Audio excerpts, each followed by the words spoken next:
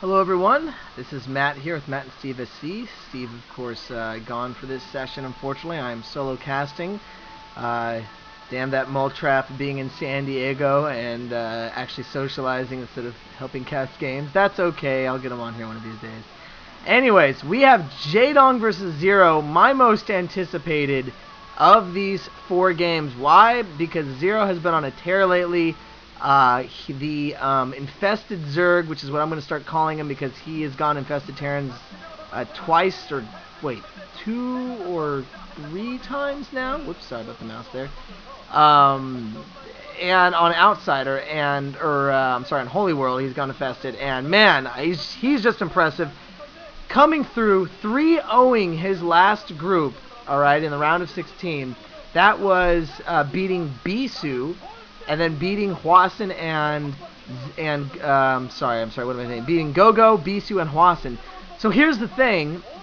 He is not a good Zerg versus Zerg. In fact, he probably 3-0'd that last round because there was no Zerg. It was 1 Protoss and 2 Terran. So he is less than 50% Zerg versus Zerg going against Jaedong, who, well, I'll go ahead and guess. Alright, you got it? You got it in your mind? What is he against Zerg? 77%. And of course, these are unspoiled stats because I know how to do that. It's easy on Team Liquid. Anyways, alright. We're going to be on Return of the King here. We are going to have Jaedong as red, and it looks like then ZerO as orange. Now, you might have saw his name there. ZerO also goes as Mensol. Wow, that's a great picture.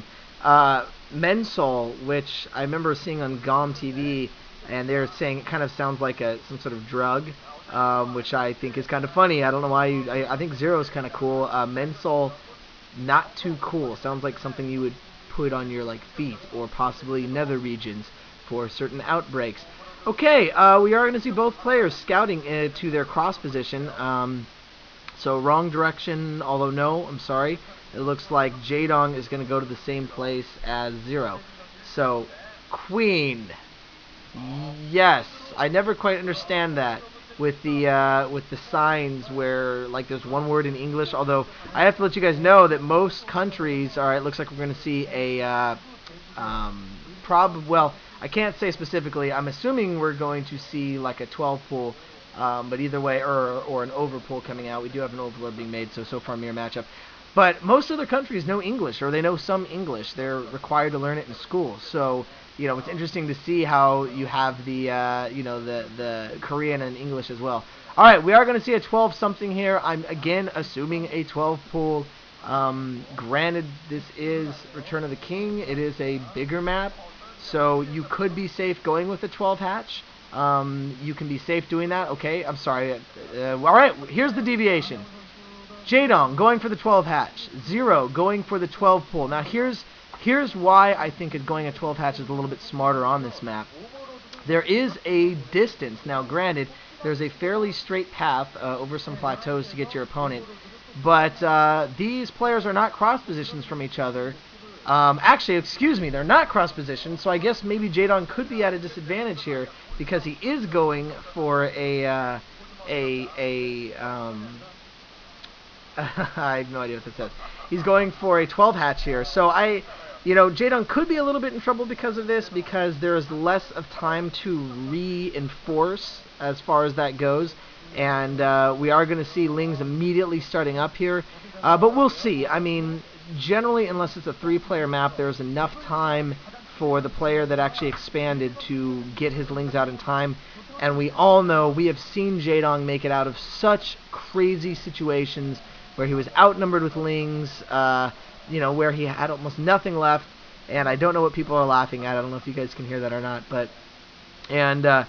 we are seeing hardcore gas for Jaedong. Obviously, he is prepping for to get his Mutalisk out. We are going to see ZerO coming down here. I'm trying to call him Mensol because I don't want to call him Mensol.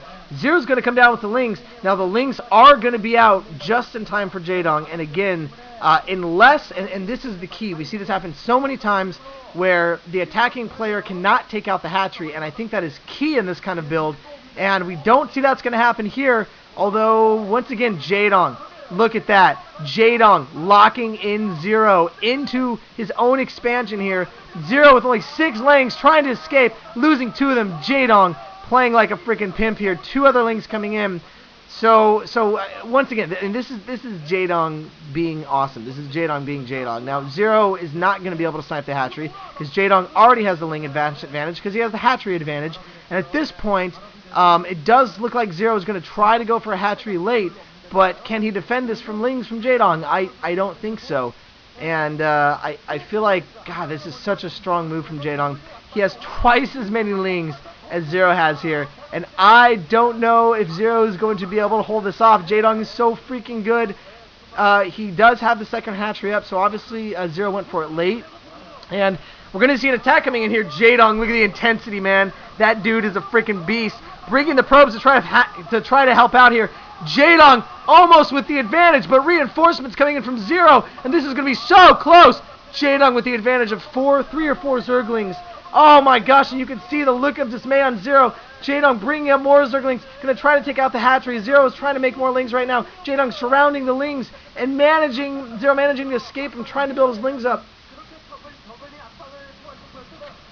Oh my gosh, Smirnoff is not good to drink while casting. Bear that in mind.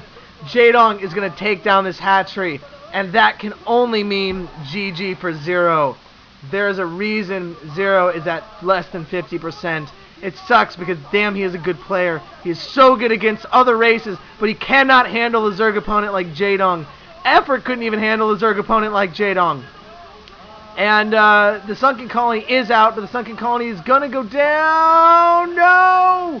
Almost going to go down. Good job drone drilling. Holy crap, that was actually extremely impressive.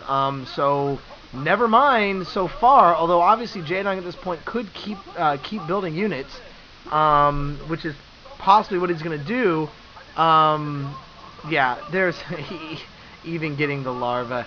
Yeah, I mean, this game is over. Obviously, that was a pretty dang good job of ZerO being able to drone drill to take out all those lings from his base. But look at that, they're just sitting there.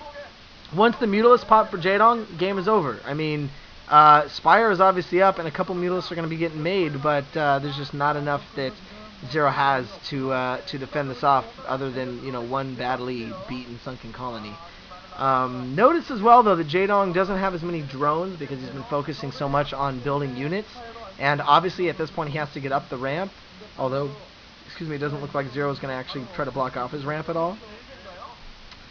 I don't know, Jaedong doesn't have a whole lot. Well, of course, then again, ZerO also doesn't have a whole lot because he has only one hatchery at this point, and that is it.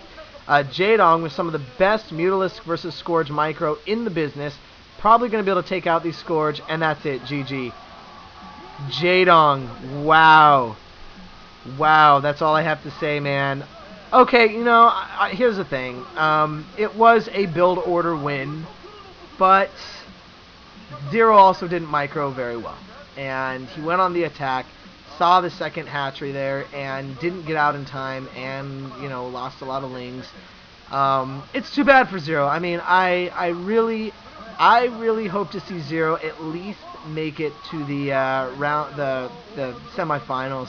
I'm hoping we see that. Jaedong, look at Jaedong, man. High five in the crowd. A lot of players like Fantasy and them don't even do that, but Jaedong high fives the crowd. Definitely a team player.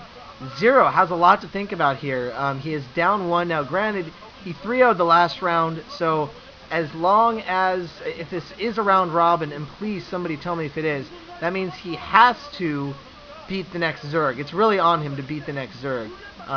If he can, you know, if he can take out one of the other Zergs and get through it and get a win, and then he can get wins on the Terran players, I think he will be in a fairly good spot.